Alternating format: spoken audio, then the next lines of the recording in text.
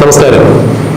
PV. Anwar മുഖ്യമന്ത്രിയുടെ political സെക്രട്ടറിക്കെതിരെയും മുഖ്യമന്ത്രിയുടെ അതീവ വിശ്വസ്തൻ എന്നറിയപ്പെടുന്ന ADGP M.R. അജിത് കുമാറിനെതിരെയും അതീവ ഗുരുതരമായ ആരോപണങ്ങൾ ഉയർത്തുകയും പിന്നീട് ഈ ആരോപണങ്ങൾക്ക് നേരിട്ട് തന്നെ പി.വി. അൻവർ മുഖ്യമന്ത്രിക്കും പാർട്ടി സെക്രട്ടറി M.V. ഗോവിന്ദനും പരാതി നൽകുകയുണ്ടായി.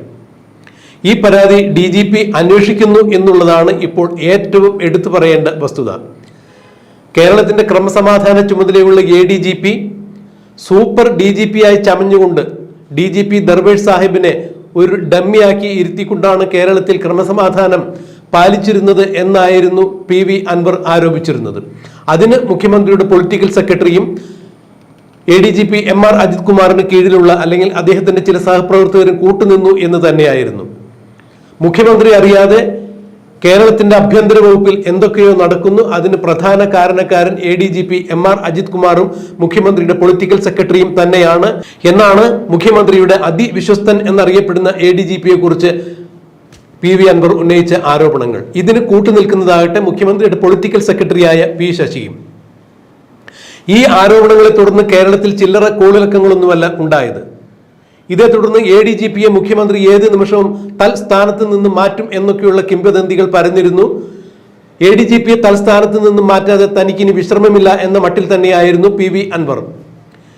നിലമ്പൂർ MLA ആയ പി.വി. അൻവർ ഇത്തരം കാര്യങ്ങൾ ഉന്നയിച്ചതിന്റെ തൊട്ടുപുറകെ തന്നെ, അതായത് മുഖ്യമന്ത്രിയുടെ ശ്രദ്ധയിൽ ഈ വിഷയം പെട്ടതിനെ തുടർന്ന് മലപ്പുറത്തുള്ള 8 ഉന്നത പോലീസ് ഉദ്യോഗസ്ഥന്മാരെയാണ്, അതായത് SP-യും DYSP-യും അടക്കം 8 ഉന്നത പോലീസ് ഉദ്യോഗസ്ഥന്മാരെ മുഖ്യമന്ത്രി സസ്പെൻഡ് ചെയ്തുകൊണ്ട് ഉത്തരവിടുകയുണ്ടായി. ഇത് പി.വി. അൻവറിനെ തൃപ്തിപ്പെടുത്തുവാൻ വേണ്ടി ചെയ്ത പരിപാടിയാണ്, അല്ലെങ്കിൽ പി.വി. അൻവറിനെ ചേർത്ത് നിർത്തുവാൻ വേണ്ടി ചെയ്ത കാര്യമാണ് എന്നുള്ളതാണ് രാഷ്ട്രീയ നിരീക്ഷകർ വിലയിരുത്തുന്നത്.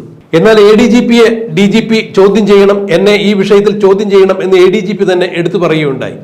എന്നാൽ തന്റെ കീഴിൽ ജോലി ചെയ്യുന്ന ഉദ്യോഗസ്ഥന്മാരാവരുത് തന്നെ ചോദ്യം ചെയ്യേണ്ടത്, DGP തന്നെ ചോദ്യം ചെയ്യണം, ഇത് വീഡിയോയിൽ പകർത്തണം എന്നൊക്കെ ADGP ചില കണ്ടീഷൻ മുന്നോട്ട് വച്ചതോടുകൂടി അക്ഷരാർത്ഥത്തിൽ പോലീസ് സേന പെടുകയായിരുന്നു എന്ന് വേണം പറയാൻ. അതായത് ADGPയെ DGP ചോദ്യം ചെയ്യുമ്പോൾ ചോദ്യം ചെയ്യുന്നതെല്ലാം വീഡിയോയിൽ റെക്കോർഡ് ചെയ്യുകയും എന്നോട് ചോദിക്കുന്ന ചോദ്യങ്ങൾക്ക് കൃത്യമായി എല്ലാത്തിനും ഞാൻ രേഖാമൂലം എഴുതി തയ്യാറാക്കിയ മറുപടി തരാം എന്നും, കൂടാതെ എനിക്കുള്ള ചില നിർദ്ദേശങ്ങളും എനിക്ക് പറയാനുള്ള ചില കാര്യങ്ങൾ കൂടി ഈ വിഷയത്തിൽ ഞാൻ എഴുതിത്തരും എന്നുകൂടി ADGP വ്യക്തമാക്കിയതോടുകൂടി അക്ഷരാർത്ഥത്തിൽ പെട്ടുപോയത് DGP-യാണ്, മുഖ്യമന്ത്രിയാണ്, ഈ ആരോപണങ്ങൾ ഉയർത്തിയ പി.വി. അൻവറാണ്.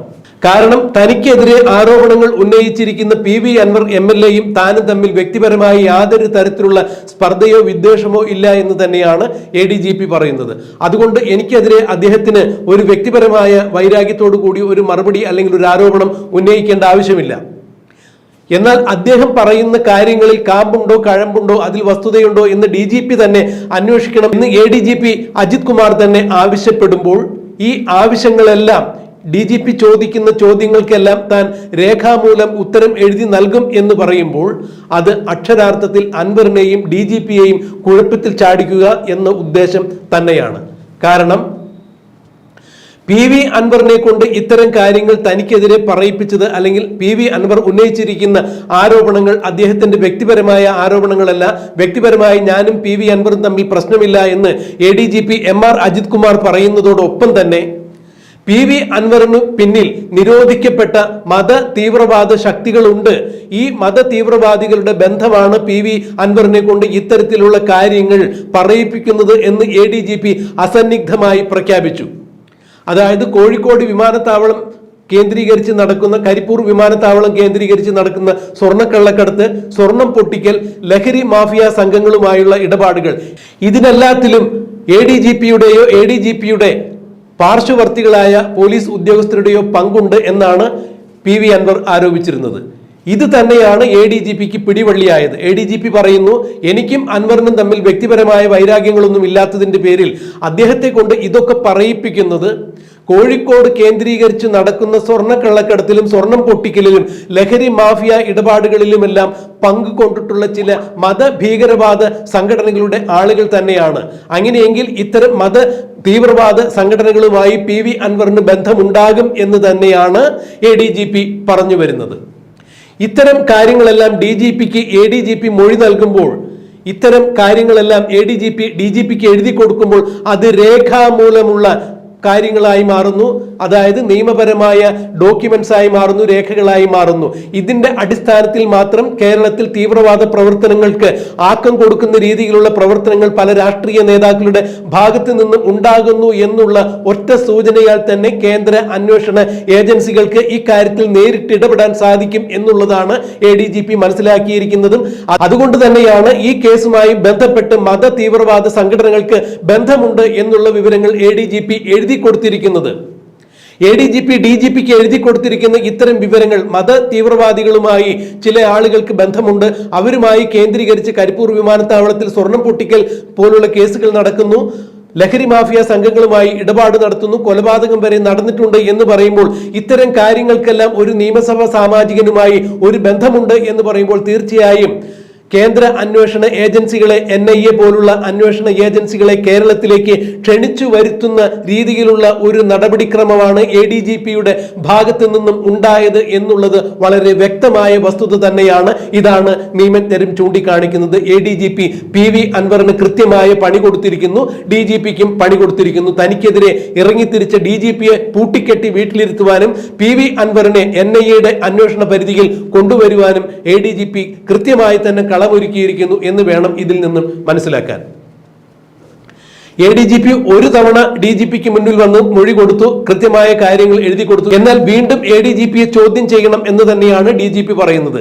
DGP വീണ്ടും ADGPയെ ചോദ്യം ചെയ്യുമ്പോൾ RSSുമായുള്ള ബന്ധങ്ങളാണ് ചോദിച്ചറിയാൻ പോകുന്നത് എന്നാണ് അറിയാൻ സാധിക്കുന്നത്. RSSുമായി ബന്ധമുണ്ട് എന്നതിന്റെ പേരിൽ ഏത് തരത്തിലാണ് ADGPയെ ചോദ്യം ചെയ്യാനാവുക എന്നാണ് നിയമവൃത്തങ്ങൾ സംശയരൂപേണ ചോദിക്കുന്നത്. RSS എന്ന് പറയുന്ന സംഘടന ഇന്ത്യയിൽ നിരോധിച്ചിട്ടില്ല. മാത്രമല്ല കേന്ദ്ര സർക്കാർ ഉദ്യോഗസ്ഥർക്ക് വരെ RSS എന്ന സംഘടനയിൽ പ്രവർത്തിക്കുവാൻ കേന്ദ്ര സർക്കാർ അനുമതി കൊടുത്തിട്ടുമുണ്ട്. അങ്ങനെയാണ് എന്നുണ്ടെങ്കിൽ കേരള സംസ്ഥാനത്തിലെ ഒരു സർക്കാർ ഉദ്യോഗസ്ഥൻ RSSന്റെ ഒരു നേതാവിനെ കണ്ടതിൽ ഏത് തരത്തിലുള്ള ഒരു ക്രിമിനൽ കുറ്റമാണ് ആരോപിക്കാൻ സാധിക്കുക? RSS നേതാവിനെ കേരളത്തിലെ ADGP കണ്ടു കഴിഞ്ഞാൽ അതിൽ ഏത് തരത്തിലുള്ള ഒരു ക്രൈമാണ് ഉള്ളത്? ക്രൈമില്ലാതെ എങ്ങനെയാണ് DGPക്ക് ADGPയെ ചോദ്യം ചെയ്യാൻ സാധിക്കുക?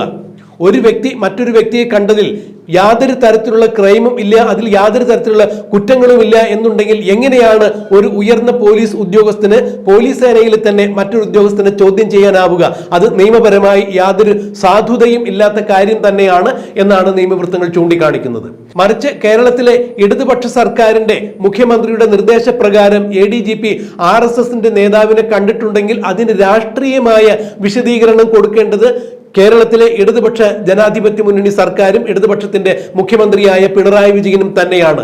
ഇതിൽ ADGPക്ക് യാതൊരു തരത്തിലുള്ള പങ്കുമില്ല. അഥവാ ADGP RSS നേതാവിനെ കണ്ടതിൽ യാതൊരു തരത്തിലുള്ള വിശദീകരണവും DGPക്ക് കൊടുക്കേണ്ടതില്ല. ഈ വിഷയത്തിൽ DGPക്ക് യാതൊരു തരത്തിലുള്ള ചോദ്യം ചെയ്യലിനും ADGPയെ ചോദ്യം ചെയ്യുന്നതിനുള്ള അധികാരവുമില്ല. നിയമപരമായി അതിന് യാതൊരു സാധുതയും ഇല്ല എന്ന് നിയമവൃത്തങ്ങൾ ചൂണ്ടിക്കാണിക്കുമ്പോൾ തീർത്തും ഈ വിഷയത്തിൽ പെട്ടിരിക്കുന്നത് DGPയും PV അൻവറും തന്നെയാണ്. അതിന് തൊട്ടുപുറകെ പിണറായി വിജയനും പെടും എന്നുള്ളതിന് യാതൊരു സംശയവുമില്ല എന്ന് തന്നെ നിയമവൃത്തങ്ങൾ ചൂണ്ടിക്കാണിക്കുന്നു.